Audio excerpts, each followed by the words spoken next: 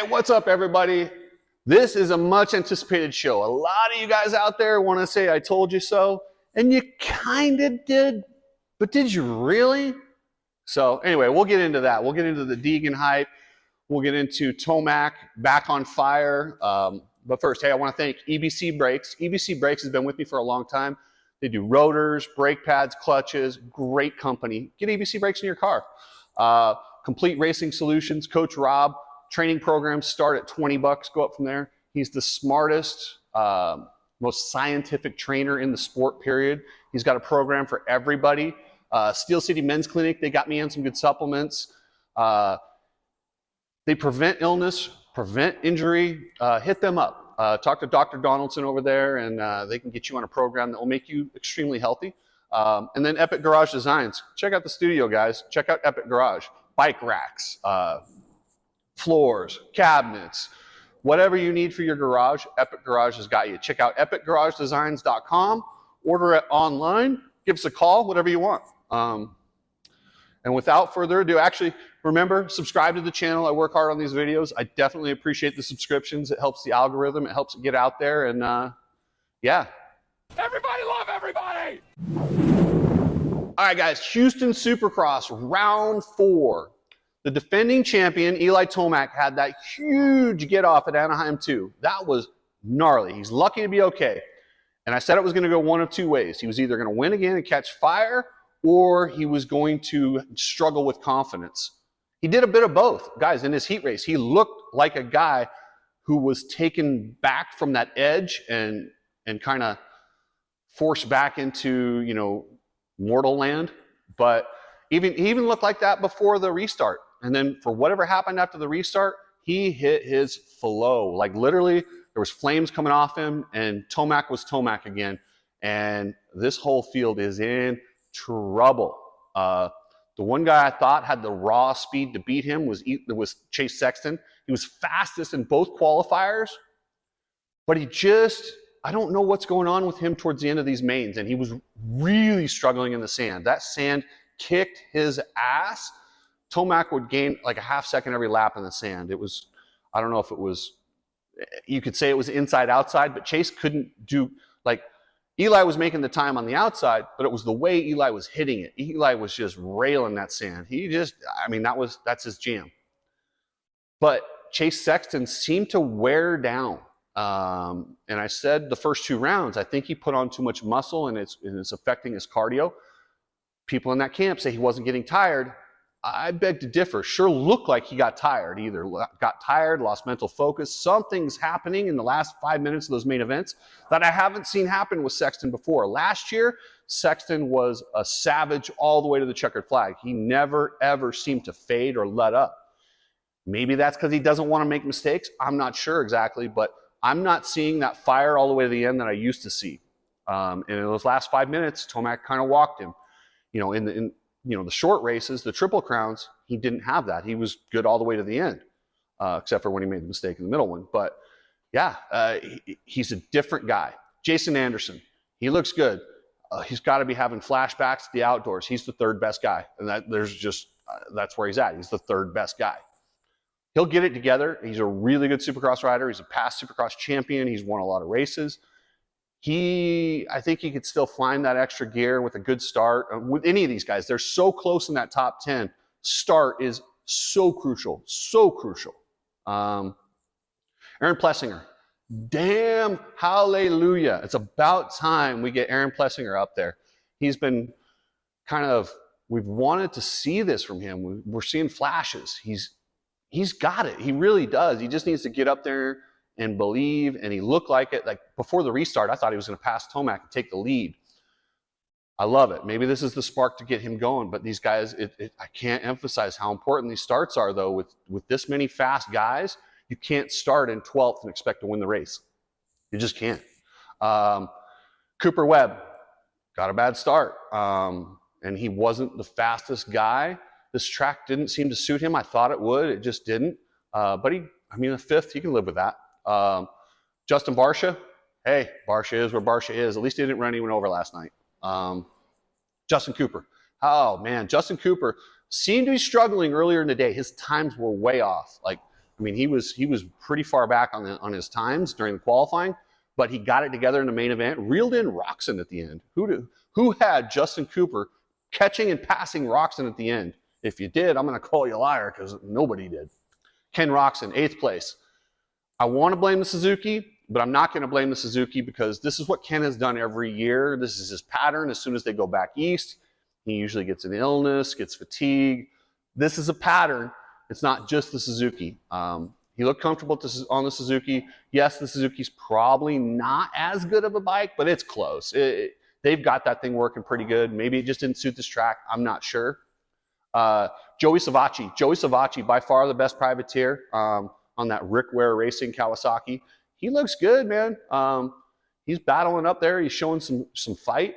That's a 9th place in front of Adam Cincerillo on the factory Kawasaki. Although Adam's looking good.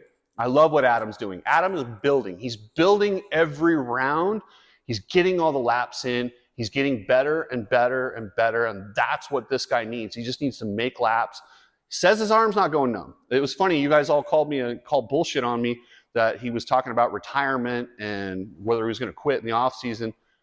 Kind of this nerve injury with my arm that's basically, it's caused a lot of other injuries as well over the past couple of years, and it's forced me to take a lot of time off. And, you know, there was times that I thought I was done. I almost accepted it in my mind, like it's just not going to happen anymore. But I was full of shit. Told you guys, I got somebody close to him that I talked to, so it is what it is. Anyway, guys, that's it for the 450s. Now to the 250s, the long-awaited 250s that you guys want to talk about. So, personality. Epic Garage will convert your garage into a space you'll actually use and enjoy. Visit our showroom and imagine all the possibilities. We're local and ready to deliver. Toolboxes, cabinets, floors, it's all designed by you with the help of Epic Garage designers. Bring your dream garage to life. Make it happen at Epic Garage. Visit our showroom for inspiration and realize just how epic your garage can be. So we all want to talk about it. It's the 800-pound gorilla in the room. Hunter Lawrence is the best guy. Now, you guys all want to talk about Deegan, but Hunter Lawrence is awesome. Hunter Lawrence is so smooth. He wasn't the fastest guy all day, but he's so consistent. Like literally, if you want to teach somebody how to ride a dirt bike properly, just show them a video of Hunter Lawrence. Like literally, I mean, everything on like his hips, he's so good. I do believe he's probably going to be the champion at the end of this. I mean, it's hard to say because it's Supercross and so many things can happen and so much of things are out of riders' control, bike malfunctions, flying bikes from cross lanes. You never know what can happen, but he's clearly the odds-on favorite right now to be the East Coast champion. Max Anstey. Woo! Max Anstey, yes. This is awesome. This dude should have never went to Europe. He should have stayed here, raced Supercross. This is his jam. He looks really good. And that Phoenix Honda, the Firepower Honda, they have something figured out over there. Those are the bikes that Roczen did so good in the offseason with. They figured something out. They're good. Yeah, good on Max Anstey. And then Jordan Smith showing that fire, that speed that we've not seen the last couple years. It's back, guys. Jordan Smith is looking to win races, and he should, because this is probably his last real chance. If he can't make it on the Star Yamaha, I don't see anyone else giving him a chance. I just don't, unfortunately. It's a brutal sport when it comes to that. And then we got the rookie, Hayden Deegan. You guys all think I hate him. I do not hate Deegan. I actually like Deegan. I think he's great for the sport. He's great for my channel, for one. Anytime you mention Deegan, the channel views go up, and that's awesome. He's bringing so many different eyes to this sport that weren't on the sport. I mean, everything he does, it turns to gold. He rode great, but don't act like he's in the Hall of Fame. He got fourth. Phenomenal debut. I don't want to take away from that, but let's not put him in the Hall of Fame yet. I never hated on him. I didn't say he wasn't going to be good. I said he's not going to be an all-time great. Carmichael, McGrath, Stewart, Villapoto. He's not going to be that, but he's damn good, and he'll be a good pro, and he's going to win some titles. He's going to be on the Malcolm Stewart level. He's going to be on the Aaron Plessinger level. Guys who've won championships, but they're not all-time greats. And that's not a bad thing. That's pretty badass. Like, I'm not dogging the kid at all. Like, if that's dogging him, I wish somebody would dog on, like, that's ridiculous to say that's dogging on somebody, saying they're not going to be an all-time great and say they're going to be an amazing pro on a Mike Alessi level. Mike Alessi had some good races. He won nationals, almost won national championships. He was just a few points out against Tedesco. Remember when he went crazy and stood on his bike? Like, that's a good pro. Like, stop acting like I'm talking crap on him because I said he's going to be a good, serviceable, long-time pro. And he's bringing eyes. It's good for the sport. He straight up beat Jeremy Martin. Jeremy Martin is old. He's been through a lot of injuries, but I didn't have him beating Jeremy Martin straight up. I didn't. If you told me that, I would have been like, no. He proved me wrong on that sense, yeah. Did he get some lucky breaks? Yeah, but I still don't want to take it away from him. A fourth is a fourth. He didn't make the mistakes. And when he did, he recovered. He had that one section in the whoops where he almost ate it. He reeled it back in. Good for Hayden Deegan. I appreciate it. I'm happy. I want him racing. I just thought it would be a better idea if he waited, because guys can race into their 30s. I don't see why that's hating on somebody. Did I call his dad a moron? Yeah, I probably shouldn't have done that. That was a little over the line. But I don't know. I just can't help it with Brian Deegan. I do think he's such a douche. That's just my opinion. I look at him and I look at the way he acts, and it's not my style. Say what you want. I'm going to get a ton of hate for that, but I don't care. I don't care. I think Brian Deegan's kind of a clown. That's just my opinion. Has he done a good job with Hayden? Yeah, it looks like it. Yeah. We'll see in 10 years.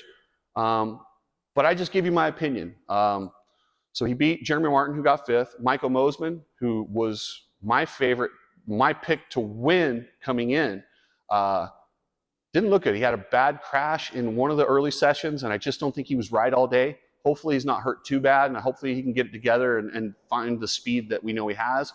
Tom Vial rode amazing, but he made a mistake towards the end. He wrecked in a berm and cost him a podium. Like, he was right there, a lock for a podium. Chance Hymas, awesome debut, very solid run. He made some mistakes. He ended up 8th, but a top 10 for a rookie is a good finish, which is where I had Deegan, 5 to 10. He beat what I said by 1 spot. I don't know why that's like an I told you so moment, people. Hey, if that's your I told you so, take it. I appreciate it. I'll eat crow on that if that's what you're going to say. Like, he beat 5 to 10 and he got 4th. He didn't win. He didn't win. And if that's somehow hating on him, telling him he had a great debut at 4th, then yeah, I guess that's the case. Cullen Park looked pretty good. Cullen Park's kind of coming around on that Phoenix Honda. That's a 9th place, top 10 finish. He'll take it. He's building. He's getting better and better. Chris Bloss, 10th. I expected a little bit more. I thought Chris Bloss would be up there around 5th place. But let's not forget, the dude's been doing suspension. You can stay in shape and you can practice. It's just not the same as being race ready and having a true race preseason. He's been on the bike for a week. Those pro circuit bikes are different. They're not, you can't go practice on a bike and have it anything like a pro circuit bike. So it's going to take a little bit of adapting, and I expect him to be better. Hopefully he can get that elusive podium that he really, really, really wants. So Talon Hawkins. Talon's, he's a good rider. He's not quite on the level of Chance Hymas or Hayden Deegan, but he wasn't supposed to be racing. He was supposed to be doing futures this year, learning, but since their guy got hurt, Jalik Swoll, they've shoved him in there. Hey, that's perfect. Finish the laps, get 11th place. Good on Talon Hawkins. So anyway, guys, that's it for this week in our review. And if you want to tell me I told you so on Hayden Deegan, go for it. It's a long season. I want the kid to do good. I genuinely do. I really think he's good for the sport. I think he's good for everything around it. Yeah, and I'm not hating on him. I kind of hate on his dad a little bit just because I think he's a knucklehead, but that's just me. He probably thinks I'm a knucklehead, and he can hate on me. It is what it is. All right, guys. Thanks. I'll catch you later.